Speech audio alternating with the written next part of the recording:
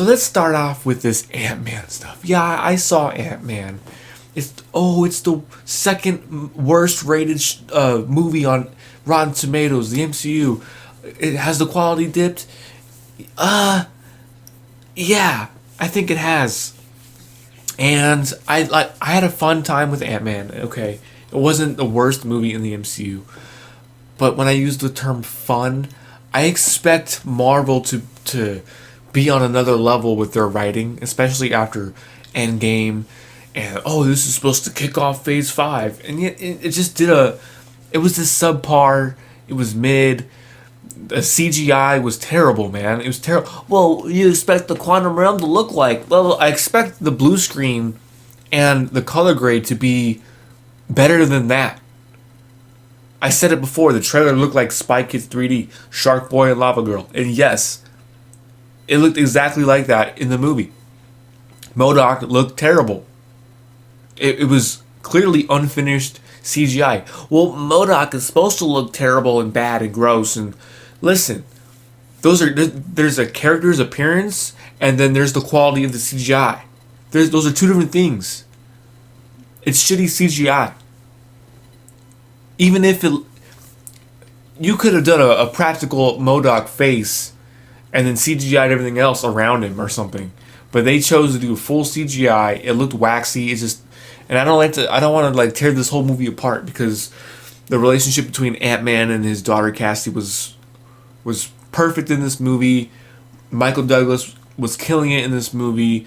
Michelle Pfeiffer was killing it in this movie. The cast did a great job. It was just the script. It was like Cliff Notes. The movie was 2 hours, and they try to do a lot in those 2 hours. There's a whole civilization within the quantum realm. There's humans in the quantum realm, but there's humans on Earth, and they don't explain why there's humans in the quantum realm. They do a lot, and they don't explain a lot, and they're trying to be bigger than they really are. And yeah, it's just this whole thing with we have to go to the quantum realm, and time doesn't exist. In the Ant-Man sequel, Michelle Pfeiffer's character comes back, and she's obviously she's older, but I thought she doesn't age in the quantum realm. It doesn't make no sense to me. She was gone for 30 years. And then I'm sure there's a lot more plot holes or whatever in this movie. Kang, he did his thing. For the stuff that they gave him to do, whenever Kang was on screen, I was with it. The power levels were kind of hit and miss. Ant-Man was just straight up scrapping with him. But in other parts, he was just able to freeze Ant-Man and Cassie, and they weren't able to move at all. So they were kind of inconsistent on Kang's power and what he actually can do. He got his power from his suit, apparently.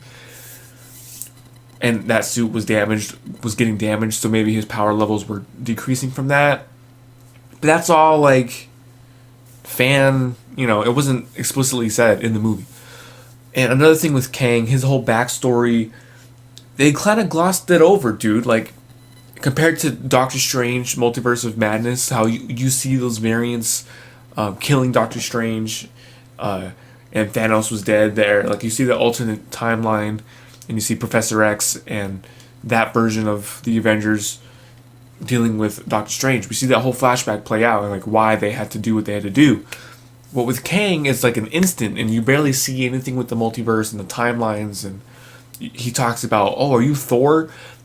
They didn't show any scenes with Kang killing previous variants of the Avengers. I just felt like they went cheap, even though this movie cost $200 million apparently.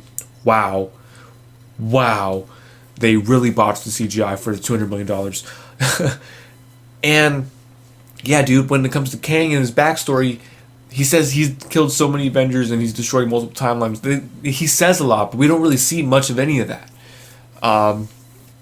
And I don't want to be the movie should have done this and should have done that.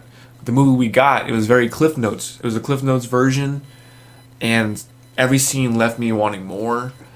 And when this movie wrapped up, I was like, oh, really? This is what they're doing? With the ants? If you don't know by now, this is a spoiler review. Ants take out Kang. Yeah, but then they really didn't take him out because then he starts boxing Ant-Man. And then I don't know. This is the whole thing was like a romp. They want to do the sci-fi space romp, and it just really took like the CGI, and it just looked like they were on the set. Like, it just took me out of it. And then MODOK, he has.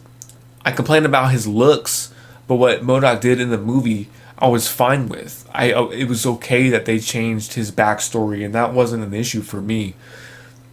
Ultimately, his redemption arc and trying to be not a dick or whatever, that was cool. I just overall I didn't buy into the fact that he didn't look real, and like Thanos was a CGI creation, but he looked pretty real, photorealistic. And at this point in the MCU, when we've gotten Endgame and we've gotten an Infinity War, I expect the CGI to maintain that level of quality. And even in the Endgame and Infinity War, they were starting to really. There were certain scenes which like obvious blue screen or whatever, but they normally do a great job of blending in the actors with the backgrounds. But lately, man, it's just not sufficient, dude. It's not sufficient. Overall, Ant-Man was a fun watch. I definitely liked it better than the last Ant-Man movie. And the humor was always on point. It's Paul Rudd doing his thing. It's what we've known to love about these Ant-Man movies. They just tried to go big in scale, but the side plot that they gave us and the character designs of like the people in the quantum realm, it was just not. They were trying to do like a Star Wars type of thing, and just didn't. It didn't feel right. I don't know. Especially knowing there's humans in there. There was humans in there. They didn't know about Earth, but they're human looking. I don't know. Yeah, I give it like a C plus, like a 7.8. Like it was a good watch. I can definitely tell some of the Rick and Morty writers were helping with the script. There's a lot of Rick and Morty type humor. But yeah, it was just. What do you guys think of Ant-Man? There's like a whole discourse online right now. It's got a 50% Rotten Tomatoes. Half the critics like it, half the critics hate it, and then the audience has got like an 86%. So the audience is vibing with it. What does that say about the industry as far as like the critics go? Like how are they looking at these movies, and then how is the audience looking at these movies?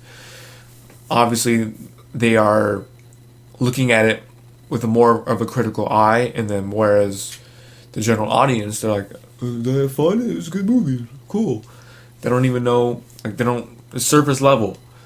And that's ultimately, this is not like the Dune of the Ant-Man franchise, okay? This is not like high art, okay? This is not Blade Runner, okay? Even though they're trying to make it look like Blade Runner, it's like a Cliff Notes version, and it's like McDonald's. I don't know. What do you guys think of Ant-Man? Let me know in the comments. Yes.